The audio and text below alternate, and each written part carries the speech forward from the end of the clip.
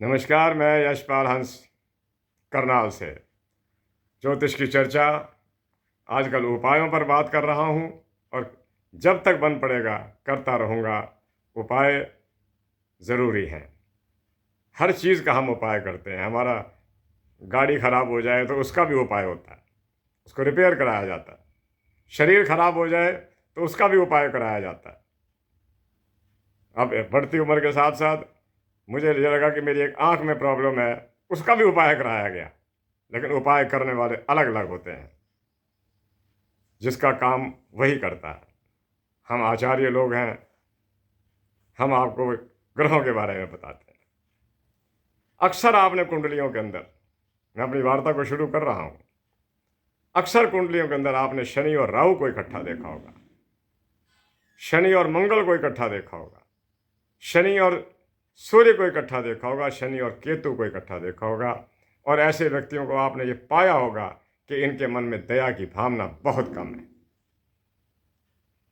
लेकिन ये होते बड़े बुद्धिमान हैं। जब ये दया नहीं कर पाते तो ये कहते हैं कि ईश्वर की इच्छा होगी। जब ये कुछ नहीं कर पाते किसी की दया, कि जी ईश्वर की इच्छा है। बात को कन्वर्ट करना है ना। शनि में ये चातुर्य है और राहु में उससे भी ज्यादा है। ये चातुर्य है, दूसरे को खड़े खड़े चलता कर देना, कि ईश्वर की इच्छा है जी। उसका उसका डैमेज हुआ पड़ा है। इनको ईश्वर की इच्छा सूझ रही है, मदद नहीं कर पा रहे, उसको ईश्वर की इच्छा कह रहे हैं। मैं उसका आपको तरीका बताता हूं। इन दो क्रूर ग्रहों का कुंडली में इकट्ठा होना व्यक्ति को, मैं आपको वो शब्दों में समझा नहीं पाता। ये व्यक्ति किसी को मित्र बनाएंगे, कुछ दिन में उब जाएंगे। किसी के साथ बड़ा प्रगाढ़ रिश्ते चल रहे होंगे, घर में आना जाना, वो भोजन करा रहा है, वो भोजन करा रहा है, कुछ दिन के बाद बोलचाल ही बंद होगी। फिर एक दूसरे के फॉल्ट फाइंडिंग हो जाएंगे, नुक्स ढूंढने शुरू कर देंगे और इनको कभी जीवन के अंदर अच्छा फ्रेंड सर्कल नहीं मिलता। बड़ा फ्रेंड सर्कल तो मिलने की बात ही छोड़िए। ऐसी बात नहीं है, मेरा भी अपना एक भरा पूरा परिवार है। कईयों की कुंडली में मैं शनि राहु का दोष देखता हूं, नहीं है, वो स्वभाव नहीं है। जिन जिनको मैं मिला, शनि राहु देखा, एक व्यक्ति जिंदगी के अंदर एक कुंडली मिली बस। बंगाल के एक समाज सेवी जो सबकी सेवा करते थे, उनका नाम था ईश्वर चंद्र विद्यासागर, जिनकी बहुत इज्जत थी उस जमाने के अंदर। उनकी कुंडली के चतुर्थ भाव के अंदर मैंने शनि राहु देखे थे। लेकिन दुर्भाग्य ये रहा, मैं उनका लगन भूल गया कि किस राशि में आने के कारण शनि अपने दुष्प्रभाव को खो गया, राहु भी अपने दुष्प्रभाव को खो गया। उनके बारे में कहा जाता था कि अगर उनका नौकर, कि वो अमीर आदमी थे, बड़ी कोठरियों में रहते थे, कई मुलाजिम थे उनके पास, अगर नौकर सो गया है, गर्मी बहुत है, तो वो उसको पंखा भी झल जाने लगते। और वो व्यक्ति शनि राहु को चतुर्थ भाव में सुख स्थान पर लिए हुए भी उदारता का सूचक माना जाता था। ये उसके अपने किसी और ग्रह का प्रभाव भी हो सकता है, कुछ कर्मों का प्रभाव भी हो सकता है। और अगर कहीं कर्म सामान्य चले आ रहे हो और ऐसी स्थिति के अंदर शनि और राहु के लगन में बैठ जाए, लगन मीन्स माई सेल्फ, मैं, मेरा लगन, क्रूर होगा आदमी, दोस्ती करेगा, कुछ दिन बाद भूल जाएगा। शुरू में बड़ा, आपने देखा होगा ना, शुरू में प्यार बना दो घरों के अंदर, आज रोटी उनके घर है, आज रोटी उनके घर है, 4 दिन के बाद पता लगा कि बोलचाल बंद है। आजकल नाराज चल रहे हैं दूसरे से। नाराजगी किस बात की है पता नहीं है। ये शनि राहु, शनि लोहा, वेट, भार, राहु हवा, और हवा भी ऐसी हवा जो परिवर्तन कर दे। मैं कहा करता हूं ना कि राजनीतिक क्षेत्र के अंदर जो व्यक्ति जाएगा, उसका हो सकता है कि नवम दशम में राहु विराजमान हवा में ले जाएगा। और ये तो क्षेत्रीय ऐसा है, हो सकता है बहुत उन्नति हो जाए, बहुत सकता है बिल्कुल ना हो। तो मैं उसका एक छोटा सा आपको उपचार बता रहा हूं। उपचार बहुत कमाल का है, कन्विंस करने वाला है। ये पढ़ा तो बहुत पहले का था, आज मैं उस पर पूरी चर्चा कर रहा हूं, 2 मिनट की ही बात है। जिस व्यक्ति के शनि राहु इकट्ठे हों, पहले अपने स्वभाव को जांचो कि क्या आप मित्रों के मित्र हैं, क्या आप दुखियों के सखा हैं, क्या आप दुखियों की सेवा कर सकते हैं, क्या आपको हॉस्पिटल में जाकर रोगियों को देखना पड़े, आप जाएंगे? नहीं जाएंगे। तो आप आंवले का दान शुरू कर दीजिए। आंवला एक ऐसा एलिमेंट है जिसमें शनि का एलिमेंट भी है, राहु का एलिमेंट भी है, मंगल का एलिमेंट भी है, आयरन भी है, B12 भी है, विटामिन सी भी है। कई चीज़ें हैं जो भिन्न भिन्न ग्रहों से रिलेट करती हैं। ये ऐसी बातें हैं जो हम करते हैं। शुरू में तो आदमी सोचता है कि शायद ये कोई देवताओं की बात कर रहा होगा, लेकिन मैं जैसा कि कहा करता हूँ कि ज्योतिष के पीछे मैथमेटिकल विज्ञान छुपा हुआ है। ज्योतिष की कुंडलियाँ आदि जितनी चीज़ें हैं ये विज्ञान के आधार पर बनती हैं, विज्ञान के बिना कोई नहीं।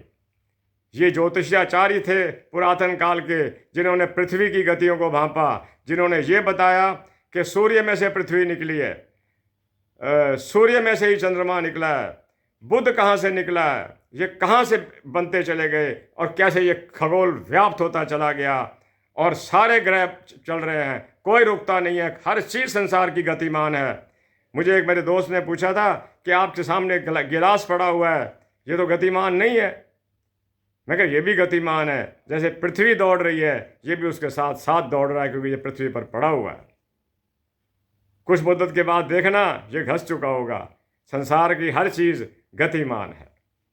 तो मेरे प्यारे बंधुओं, अगर आपकी कुंडली के अंदर शनि और राहु आपको परेशान कर रहे हैं, और शनि और राहु अगर इकट्ठा हो, व्यक्ति की रेपुटेशन पर बड़ी चोट पहुंचती है। वो अपनी किसी न किसी गलती के कारण दूसरों की आंख की किरकिरी बन जाता है। मेरे प्यारे बंधुओं, शनि हो सकता है लगन में आकर अकेला तुला आदि राशि में बैठ जाए, वृष राशि में बैठ जाए, शुक्र के किसी क्षेत्र में बैठ जाए, आपको कमाल की पर्सनैलिटी दे सकता है, आपका व्यक्तित्व गजब का हो सकता है। शनि अगर दूसरे घर में बैठ जाए, याद रखना मेरी बात, अगर शनि दूसरे घर में बैठ जाए, वो व्यक्ति बोलेगा नहीं, वो बोलेगा नहीं। He will be only A listener, सुनता रहेगा। ये निशानी है शनि। अगर किसी के अष्टम भाव के अंदर शनि और राहु बैठ जाएं, वो व्यक्ति ने अपना रहस्य किसी को ना दिया। वो रहस्य तो दुनिया ही खोलेगी उसके, उसने ना खोले, उसने ना बताए, दुनिया रहस्य खोलती। तो मैं आपको बता रहा था, अगर आपके ये दो प्लैनेट कुंडली में इकट्ठे बैठकर डिस्टर्बेंस कर रहे हैं, अलग अलग नहीं, इकट्ठे बैठकर डिस्टर्बेंस कर रहे हैं, तो खुलकर आंवले का दान कीजिए, कल्याण हो जाएगा। कहाँ करें? जहाँ मर्जी करो। मैं तो इतना भी कहता हूँ कि जो लोग बीमार हैं, अब जैसे हमारे करनाल के अंदर एक लेपर्स कॉलोनी है जहाँ कोढ़ी लोग रहते हैं, अब तो बीमारी बहुत घट गई है। इस पर सरकार ने बड़ा भारी नियंत्रण पाया, इस पर अनुसंधान हुए कि किस चीज़ की कमी के कारण कोढ़ हो जाता है। साउथ के लोगों को ज़्यादा है, नॉर्थ इंडिया के लोगों को बिल्कुल नहीं है, नहीं है बिल्कुल। डॉक्टरों ने ये कहा, जो मैंने किताबों में पढ़ा, मैगजीन्स में पढ़ा, तब ये चीज़ें यूट्यूबों पर नहीं आया करती थी, ये मैगजीनों में ही पढ़नी पड़ती थी हमारे को, कि हल्दी की, टर्मरिक की कमी के कारण शरीर के अंदर कोढ़ व्याप्त हो सकता है। आप उन लोगों को जो इस रोग से ग्रस्त हैं लेकिन अपना शहर छोड़ चुके हैं, अब वो ठीक भी हैं, हमारे यहाँ सब ठीक है लगभग लेकिन उनको काफ़ी कुछ जाता है, लोग अपनी उसके जेब के अनुसार बहुत कुछ देते हैं। मैं आपसे निवेदन करूंगा कि अगर आपकी कुंडली के अंदर शनि और राहु आपको परेशान कर रहे हैं, तो आप लेपर्स कॉलोनी के अंदर लेपर्स को आंवले का मुरब्बा, आंवले का अचार या आंवला खाने को दीजिए। इससे पहले आप उनसे पूछ लीजिए कि क्या वो खाना चाहेंगे। ऐसे लेकर ना पहुंच जाना, कई बार हम लोग का मन नहीं होता। जब कुछ इंस्ट्रक्शन भी ऐसी हो सकती है कि आपने बाहर से लेना है, क्या क्या नहीं लेना, आप उनसे बात कर लेना। आगे चलता हूँ। ये तो हो गया शनि और राहु का एक बहुत मजबूत इलाज। शनि और राहु अगर किसी के नवम भाव में बैठे हों, वो व्यक्ति दूसरों को ज्ञान बांट देगा, खुद ज्ञानवान नहीं होगा। कईयों के पास पढ़ी पढ़ाई बातें होती है ना, कुछ पढ़ लिया, 2 किताबें पढ़ ली तो समझा कि मैं फिलॉसफर हो गया हूँ, मेरी PhD हो गई है। ये राहु की एक प्रॉब्लम है कि राहु व्यक्ति को नवम भाव में बैठकर एक बहुत अच्छा काउंसलर तो बना देता है, दूसरों को उपदेश देने वाला तो बना देता है, लेकिन अपने उपदेशों का स्वयं पर पालन नहीं करता। ऐसी स्थिति में भी आप आंवले का उपयोग कीजिए। आंवला खुद खाइए, आंवला एक दवाई भी है। मेरे गुरुदेव तो यहाँ तक कहा करते थे, जब परमात्मा अमृत बनाने पर आया था और उसने जो पहला फल बनाया था उसका नाम ही आंवला था। पेट का रोगी हो तो ठीक, दिमाग का रोगी हो तो ठीक, आंखें खराब हो तो ठीक, दांत खराब हो तो ठीक, ये हर जगह काम करता है। आंवला वास्तव में ज्योतिष के जहाँ काम आता है, दवाइयों की भरमार लगी पड़ी है इससे। इस चीज़ का लाभ उठाइए। छोटा सा जीवन है, वही काम करके जाइएगा जो आपके लिए कल्याणकारी हो। मैंने आज आंवले के गुण आपको बताए, आगे भी बताता रहूँगा कि किस ग्रह में ये काम आते हैं। आगे चलता हूँ, छोटी छोटी पारिवारिक बातें आपसे करता हूँ जो आप कर दिया करो। ये देवियों के लिए है, महिलाओं के लिए है कि अगर आपके पतिदेव कहीं किसी सरकारी काम से जा रहे हैं, सुबह सुबह घर से निकलकर नहा धोकर, आप उनको 1 चम्मच दही का अवश्य खिलाइएगा जाते समय, और उनके माथे पर तिलक कीजिए या वो स्वयं कर लें। जहां जाएंगे विजय होगी, ये सूचक है इस चीज का। मैं कई बार सोचता हूँ, जब छोटे थे हम और एग्ज़ाम देने के लिए जाते थे, पहले तो छोटे छोटे एग्ज़ाम स्कूलों के ही, कॉलेजों के ही होते थे, तो उसके बाद जब तो मेरी माँ मुझे, तब टेलीफोन भी नहीं होते थे, पत्र आया करता था कि जहाँ भी जाना मुश्किल काम हो दही खा कर जाना। दही खा कर जाता था, शायद वो दही कहीं काम कर गई। तिलक तो मैं लगाता ही था, गुरुओं के आदेश थे।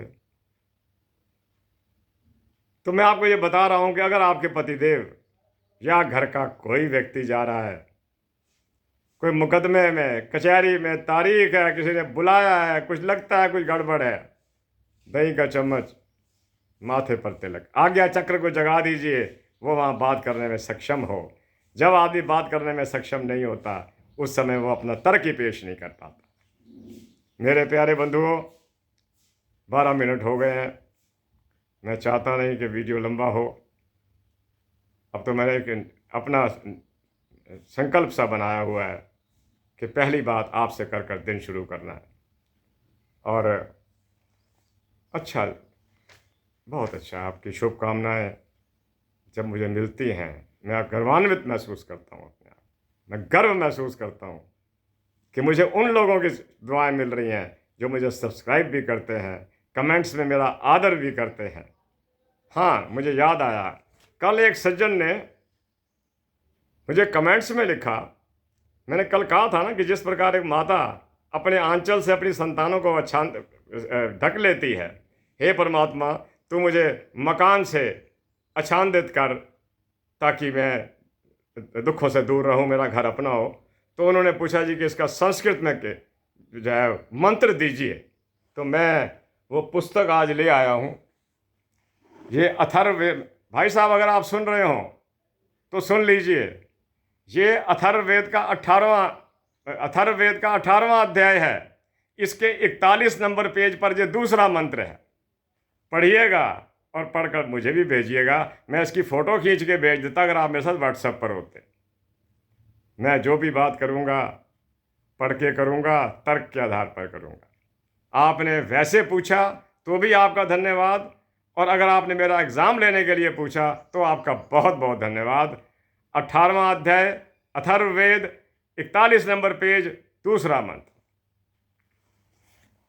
पूछिएगा ऐसे सवाल, पर ये याद रखना कि आपको खुद को भी आते होने चाहिए। आगे चल रहा था मैं कि घर में कौन नहीं चाहता मेरे घर में धन की वृद्धि हो।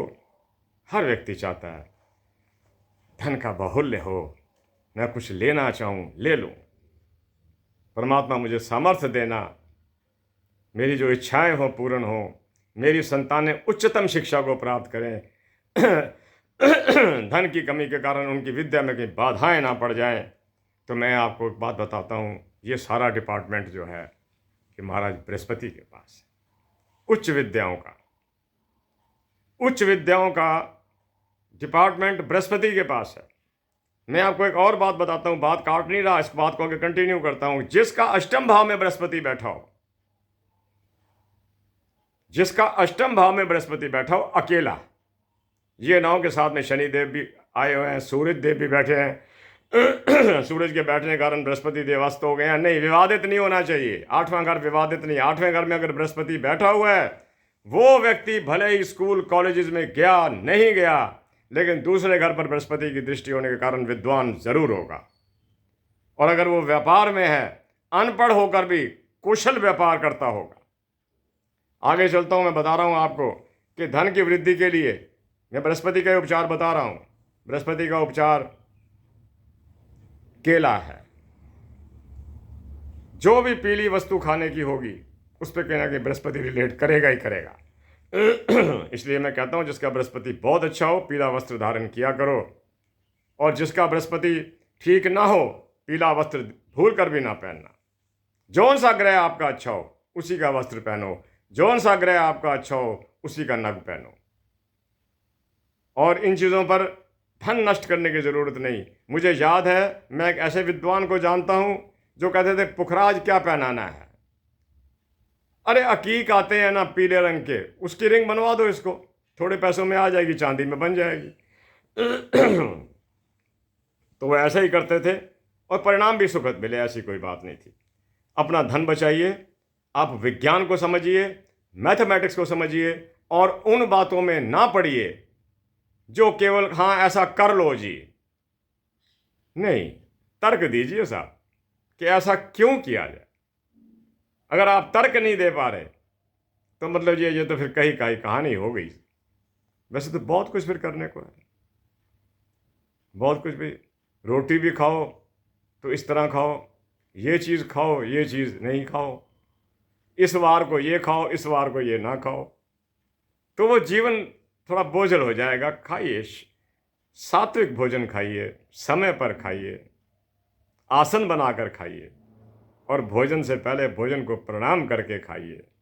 एक वाक्य बोलिए संस्कृत का, अन्न पते अनुमन्यस्य, कि हे अन्न के मालिक, अन्न देने वाले, मैं तेरे को प्रणाम करता हूँ। वो ना देता क्या कर लेते हम।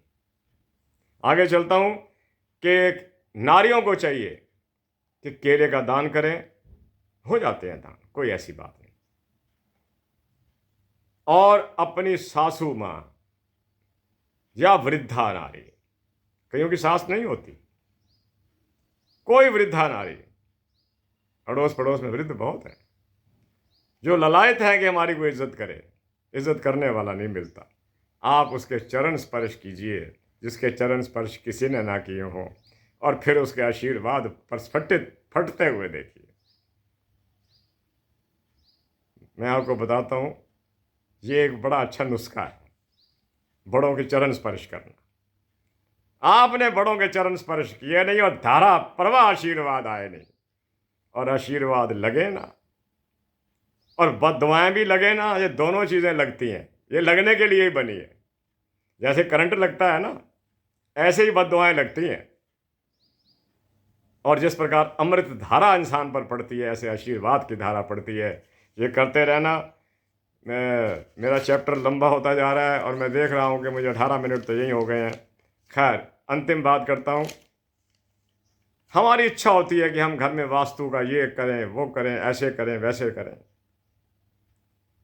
मैं अक्सर कहा करता हूँ, अरे यार, घर की सीढ़ियाँ बुद्ध से रिलेट करती हैं, इसको बड़े ध्यान से बनाना, इसके स्टेप छोटे रखना। हम बड़े स्टेप क्यों रखते हैं कि जगह बच जाए। उस जगह को बचाने के चक्कर के अंदर हम सीढ़ियों को बड़ा कर बैठते हैं। बड़ी उम्र का आदमी चढ़ नहीं सकता। स्थिति ऐसी आती है कि कभी सीढ़ियाँ तुड़वानी पड़ जाती हैं। जिस घर में सीढ़ियाँ एक बार टूट जाएं, उस घर का पुनः निर्माण भी करना पड़ सकता है। ये मैं अपने कई वीडियोज़ में आपको कह चुका हूँ। ध्यान रखना इस बात का। आप वास्तु की बात करते हो, मैं आपको ये ठीक बता रहा हूँ। एक पीतल का स्वास्तिक का चिन्ह बड़ा ले लीजिए, 6 इंच का हो, 1 फुट का हो, स्वास्तिक का ठीक तरह बना हुआ हो, मुकम्मल बना हुआ हो, मुख्य दरवाजे पर लगा दीजिए उसे। कहते हैं, शास्त्रकारों का मत है कि जितनी किरणें, जिसे हम प्लस किरणें कहते हैं, ओम में से निकलती हैं, उससे ज़्यादा किरणें स्वास्थ्य में से भी निकलती। ये चारों दिशाओं को कवर करता है। ओम भी कोई कम नहीं है। ओम का तो मैं बताता हूँ ना कि ओम नाम आया कहाँ से, कि जब पृथ्वी दौड़ती है सूरज के गिर्द, तो उस पर नासा वालों ने, हम जब तक नासा वाले नहीं कहेंगे हम विश्वास नहीं करेंगे, हम वेद पर विश्वास नहीं करेंगे, नासा पर विश्वास करेंगे। नासा वाले खोजेंगे, फिर हम, उन्होंने ये कहा था कि परमात्मा कितना दयालु है कि उसने हमारे कानों को कम सुनने की ताकत दी, वरना जब ये पृथ्वी सूरज के गिर्द चक्कर काटा करती है तो ओम की इतनी पुरजोर ध्वनि आ रही होती है, ओ ओम, कि अब व्यक्ति बर्दाश्त नहीं कर सकता। लेकिन उसने अपने रहने वाले समस्त जीवों के कानों का टेम्परेचर कुछ इतना कम दिया है कि उसको वो आवाज़ आए नहीं, लगता है बड़ी शांति है, जबकि वास्तव में बहुत शोर है। कोई चीज़ 20,000 मील की गति से दौड़ रही है, उसका आवाज़ नहीं होगी क्या? तो मैं वही कहता हूँ कि आप पीतल का चमकता हुआ ब्रशों से साफ भी कर लेना, चिपका दीजिए उसे, वो फेविक्विक वगैरह कुछ आता है उससे, नहीं तो कोई कील लगवा देना आपके घर के मुख्य द्वार पर लगा, गेट पर नहीं, जो आपके दरवाजे होते हैं लकड़ी के, वहाँ पर, लकड़ी के दरवाजों पर देख कर कि सीधा आए, लगाइएगा स्वास्थ्य को, आपको स्वास्थ्य अच्छा ही मिलेगा सब कुछ। इसके साथ बहुत बातें हैं, लेकिन 21-22 मिनट हो गए हैं। मैं सोच रहा हूँ कि इन 3-4 चीज़ों को याद रखना, आपको अच्छी लगेंगी। अगर अच्छी लगें कमेंट्स कीजिए, सब्सक्राइब कीजिए। आपके सब्सक्रिप्शन मेरे लिए एक शक्ति है, मेरे लिए एक प्रेरणा है। मेरा मन करता है कि मैं अगले दिन फिर अपना वीडियो प्रस्तुत करूं जाकर। और मैं ये कहना चाहूँगा कि आप